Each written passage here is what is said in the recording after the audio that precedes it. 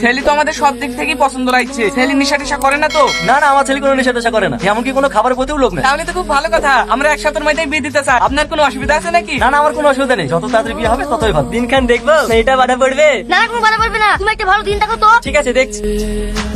আজ থেকে আমাদের নতুন জীবন শুরু। তোমার সঙ্গে আমার কিছু কথা বলার আছে। কি বলবা বলো। আচ্ছা, তুমি কি কি খেতে ভালোবাসো? এই কথা, আমার প্রিয় খাবার হলো মাছ, মাংস, বিরিয়ানি, মোমো। এগুলো খেতে খুব ভালো লাগে। তোমার এইসব খাবার ভালো লাগে? আমি কি কি খেতে ভালোবাসি সেগুলো তো শুনলাম, এবার তুমি বলো তো তোমার প্রিয় খাবার কি? আমার প্রিয় খাবার ভাত আর ডাল, ডাল আর রুটি। আর অন্য কিছু খাবার ভালো লাগে না? ডাল দিয়ে ভাত খাইলেও গলায় বাঁধে না, আর ডাল দিয়ে রুটি খাইলেও গলায় বাঁধে না। মজাই মজা। কেন তোমার মাছ মাংস খেতে ভালো লাগে না? মাংস আবার কোনো খাবার হলো নাকি? অত জন্তু জানোয়ারে খায়। খাবারটা হইলো ডাল। ভাতই যেমনি খাবো না, আপুই টুপুস করে লাবো। তুমি আর কি বলছো?